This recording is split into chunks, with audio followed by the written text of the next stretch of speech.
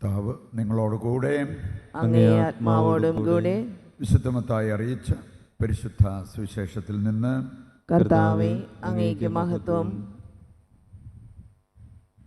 അധ്യായം 10 1 മുതലുള്ള തിരുവചന ഭാഗം.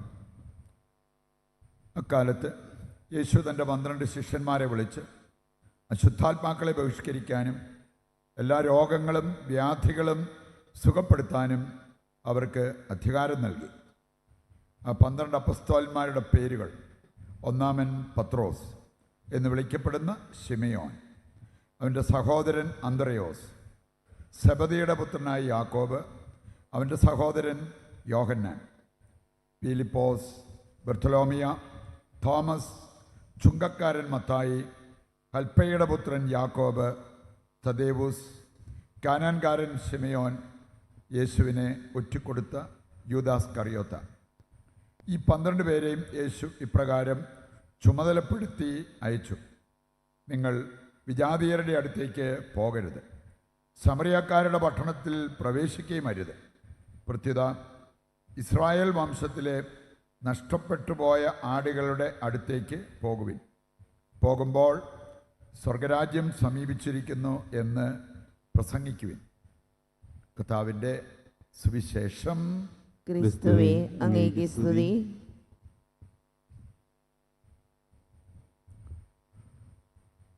ഈശോയിൽ പ്രിയപ്പെട്ടവരെ, ഇന്നത്തെ ആദ്യ വായന നമുക്ക് നൽകുന്ന വലിയൊരു സന്ദേശമുണ്ട്. പഴയ നിയമത്തിലെ ജോസഫിൻ്റെ കാര്യം നോക്കുമ്പോൾ നമുക്ക് കാണാൻ സാധിക്കും, അവൻ ഈജിപ്തുകാർക്ക് വിൽക്കപ്പെട്ടവൻ. സഹോദരങ്ങൾ പൊട്ടക്കിണറ്റിലിട്ടിട്ട് അവിടുന്ന് എടുത്തിട്ട് ഈജിപ്തുകാർക്ക് വിറ്റ് എൻ്റെ കാശ് വാങ്ങിച്ചു. നമ്മളെ ആരെങ്കിലും നമുക്കുള്ളതെല്ലാം പിടിച്ചെടുത്തിട്ട് അവസാനം വിറ്റ് കാശ് വാങ്ങിച്ചാൽ നമ്മളെങ്ങനെ കാണും അതിനെ? ഇത്രയും വേദനാജനകമായൊരു കാര്യം ചിലർക്ക് തോന്നിയേക്കാം. എല്ലാ ദിവസവും ഞാൻ ഒരു നേരം നോക്കുന്നുണ്ട്, ഉപവാസം അനുഷ്ഠിക്കുന്നുണ്ട്, അതല്ലെങ്കിൽ കൈവിരിച്ച് പിടിച്ച് പ്രാർത്ഥിക്കുന്നുണ്ട്. നമ്മൾ ശരിക്കും ഇവിടെ സംഭവിച്ചതുമായിട്ട് താരതമ്യപ്പെടുത്തുമ്പോൾ ഇതൊക്കെ എന്നതാണ്? എവിടെ എത്തും? എന്നാ വിലയുണ്ട് അതിന്? അൽഫോൻസസ് ലിഗോരി അദ്ദേഹം പഠിപ്പിച്ചൊരു കാര്യമുണ്ട്. അദ്ദേഹം പറഞ്ഞത്, നിൻ്റെ സമ്പത്തിൽ ഒരു ഭാഗം എടുത്ത് പാവപ്പെട്ടവർക്ക് കൊടുക്കാനോ, നിൻ്റെ വസ്ത്രത്തിൽ ഒരു ഭാഗമെടുത്ത് പാവപ്പെട്ടവർക്ക് കൊടുക്കാനോ, നിൻ്റെ ഭക്ഷണത്തിൽ ഒരു ഭാഗമെടുത്ത് പാവപ്പെട്ടവർക്ക് കൊടുക്കാനോ വളരെ എളുപ്പമാണ്. പക്ഷേ നീ നിൻ്റെ ഇച്ഛ അത് നൽകുന്നത് അത്ര എളുപ്പമൊന്നുമല്ല. അദ്ദേഹം പറഞ്ഞത് ഈ 2 കാര്യങ്ങളുടെ വ്യത്യാസം ഇങ്ങനെയാണ്. നിൻ്റെ ഭക്ഷണത്തിൽ ഒരു ഭാഗം എടുത്ത് കൊടുക്കുമ്പോൾ നിനക്കുള്ളതിൽ നിന്ന് ഒരല്പം നീ കൊടുക്കുന്നു. പക്ഷെ നിൻ്റെ ഇച്ഛ നീ കൊടുക്കുമ്പോൾ നിന്നെ തന്നെ നീ കൊടുക്കുന്നു. അതാണ് വലിയ ബുദ്ധിമുട്ടുള്ളൊരു കാര്യം. അതാണ് ഏറ്റവും വിലയുള്ള ഒരു കാര്യം. പഴയ നിയമത്തിലെ ജോസഫിൻ്റെ ജീവിതത്തിലേക്ക് നോക്കിയാൽ നമുക്ക് കാണാൻ സാധിക്കും, അത് നല്ലപോലെ ശുദ്ധീകരിക്കപ്പെട്ട ഒരു വ്യക്തിയാണ്, കറതീർന്ന ഒരു വ്യക്തി. അതുകൊണ്ട് തന്നെയാണ് അവനെ ഈജിപ്തിൽ വലിയ സ്ഥാനത്തേക്ക് ഉയർത്തി. നമുക്ക് ഈ ദ്രോഹം വരുമ്പം അതെങ്ങനെ എടുക്കും എന്നുള്ളത് വളരെ പ്രധാനപ്പെട്ട ഒരു കാര്യമാണ്. ജോസഫ് പറഞ്ഞൊരു കാര്യം പിന്നീട് നമ്മൾ കാണുന്നുണ്ട്. 50-ാം അധ്യായം ഉൽപ്പത്തി 50:20, നിങ്ങൾ എനിക്ക് ദ്രോഹം ചെയ്തു, പക്ഷെ ദൈവം അതെല്ലാം നന്മയാക്കി മാറ്റി, അനുഗ്രഹമാക്കി മാറ്റി. അത് എടുക്കേണ്ട പോലെ എടുത്തത് കൊണ്ടാണ്. നമ്മൾ കാറിക്കോയി നടന്ന് ഒച്ചയും ബഹളവും വെച്ച് എല്ലാവരെയും പഴിച്ച് നടക്കുമ്പം ഒന്നും അനുഗ്രഹമാവണമെന്നില്ല. ഒരു ഡിപ്പോസിറ്റായിട്ട് മാറണമെങ്കിൽ ആ ദ്രോഹം നമ്മൾ എങ്ങനെ എടുക്കും എന്നുള്ളത് പ്രധാനപ്പെട്ട ഒരു കാര്യമാണ്. ഇങ്ങനെ ആരെങ്കിലും നമ്മളെ വിറ്റ് കാശ് മേടിച്ചാൽ ഭയങ്കര ബുദ്ധിമുട്ടാണ്. നമുക്ക് അംഗീകരിക്കാൻ ഒരു വിധത്തിലും പറ്റത്തില്ല. മരിച്ചാലും മറക്കത്തില്ലെന്നൊക്കെ പറയും. പക്ഷെ നമ്മളെ തന്നെ വിൽക്കുന്ന വേറൊരു രീതിയെക്കുറിച്ച് ദൈവത്തിൻ്റെ വചനം നമ്മെ പഠിപ്പിക്കുന്നുണ്ട്. 1 രാജാക്കന്മാർ 21:25 ആഹാബിൻ്റെ മുഖത്ത് നോക്കി പ്രവാചകൻ, ദൈവത്തിൻ്റെ സ്വരമായിട്ട് ദൈവത്താൽ അയക്കപ്പെട്ട പ്രവാചകൻ പറഞ്ഞ ഒരു കാര്യമുണ്ട്: നീ നിന്നെ തന്നെ വിറ്റവനായി. ആഹാബിനോട് പറഞ്ഞ നീ നിന്നെ തന്നെ വിറ്റവനായി. നമ്മൾ പറയാറുണ്ട് പട്ടിണി കിടന്നാലും ശരീരം വിറ്റല്ല പട്ടിണി മാറ്റേണ്ടത്. അത് നമുക്ക് ചേരുന്ന ഇണങ്ങുന്ന ഒരു കാര്യമല്ല. ആഹാബിൻ്റെ മുഖത്ത് നോക്കി പറയുക, നീ നിന്നെ തന്നെ വിറ്റവനായി. You sold yourself. എന്താ കാരണം? എന്തുകൊണ്ടാണ് അങ്ങനെ പറഞ്ഞത്? അവിടെ പറഞ്ഞിട്ടുണ്ട്, നിൻ്റെ ഭാര്യയായ ജസബലിനെ പ്രീതിപ്പെടുത്താൻ വേണ്ടി ദൈവത്തിന് അനിഷ്ടമായൊരു കാര്യം നീ ചെയ്തു. അത് വെച്ച് നോക്കിയാൽ ഇന്ന് എത്ര പേരാ അവരെ തന്നെ വിറ്റുകൊണ്ടിരിക്കണേ. നമുക്ക് ദൈവത്തെക്കാൾ വേണേൽ നമ്മൾ പ്രേമിക്കുന്നയാൾ, അല്ലെ നമുക്ക് ഒരു സഹായം ചെയ്തയാൾ, അവരെന്ത് പറഞ്ഞാലും എന്തും ചെയ്യും. ദൈവത്തിന് പ്രീതികരമാണോ? അതൊന്നും ഞാൻ നോക്കാറില്ല. അങ്ങനെ നമ്മൾ ചെയ്യുമ്പോൾ നാം ചെയ്യുന്നൊരു കാര്യം എന്താണെന്ന് കൃത്യമായിട്ട് വചനം നമ്മെ പഠിപ്പിക്കുകയാണ്. നീ നിന്നെ തന്നെ വിറ്റ വ്യക്തിയെപ്പോലെയായി മാറുന്നു.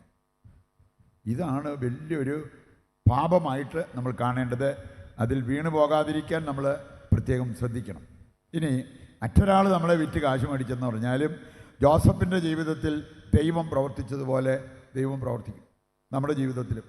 നമ്മൾ കാണുന്നുണ്ട്, പിന്നീട് ക്ഷാമം രൂക്ഷമായി കഴിഞ്ഞപ്പോൾ ജനങ്ങളെല്ലാം ഫറവോയുടെ അടുത്ത് പരാതി പറഞ്ഞു, അയ്യോ ഞങ്ങൾക്ക് വിശക്കുന്നു, ഞങ്ങൾ എന്തു ചെയ്യും? ജോസഫിനെ പോയി കാണാൻ പറഞ്ഞു. ഒരിക്കൽ ഒരുത്തൻ ഒരു കാലത്ത് വിൽക്കപ്പെട്ടവനാ, സഹോദരങ്ങൾ അവനെ കൊല്ലാൻ നോക്കിയതാണ്.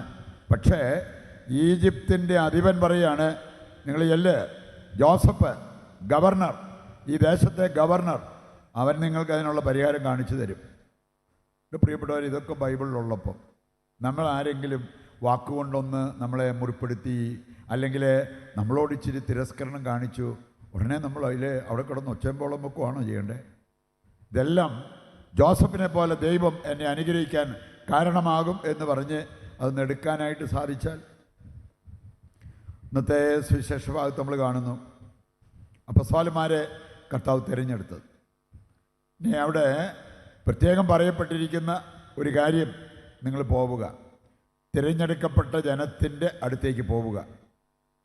മർക്കോസ് സുവിശേഷൻ ആദ്യം സുവിശേഷം എഴുതി അദ്ദേഹം പറഞ്ഞൊരു കാര്യം, എല്ലായിടത്തേക്കും ലോകത്തിൻ്റെ അതിർത്തികൾ വരെ പോയി നിങ്ങൾ സുവിശേഷം പ്രസംഗിക്കുക. മത്തായി എഴുതിയത് യഹൂദ ജനത്തെ മുന്നിൽ കണ്ടുകൊണ്ടാണ്. അതുകൊണ്ടാണ് ആദ്യം അവരുടെ നഷ്ടപ്പെട്ട ആടുകളുടെ ഇടയിലേക്ക് ആദ്യം പോവുക അങ്ങനെ പറഞ്ഞിരിക്കുന്നത്. ലൂക്കാസ് സുവിശേഷകനാണെങ്കിൽ വിജാതീയരുടെ അപ്പസ്തോലൻ, അവരുടെ ഇടയിലേക്ക് പോകുന്നതിനെക്കുറിച്ച് പറയപ്പെട്ടിരിക്കുന്നത് കാണാൻ പറ്റും. അതിന് അപ്പസ്തോലന്മാരെ തിരഞ്ഞെടുത്തപ്പോൾ കർത്താവ് പറഞ്ഞൊരു കാര്യം, നിങ്ങൾ പോയിട്ട് നിങ്ങൾ ചെയ്യേണ്ട കാര്യങ്ങൾ ഇതൊക്കെയാണ്. പോവുക, സുവിശേഷം പ്രസംഗിക്കുക, രോഗികളെ സുഖപ്പെടുത്തുക, ബന്ധിതർക്ക് മോചനം കൊടുക്കുക, അങ്ങനെയുള്ള കാര്യങ്ങൾ നിങ്ങൾ ചെയ്യുക. അതായിരുന്നു അവരുടെ ദൗത്യം.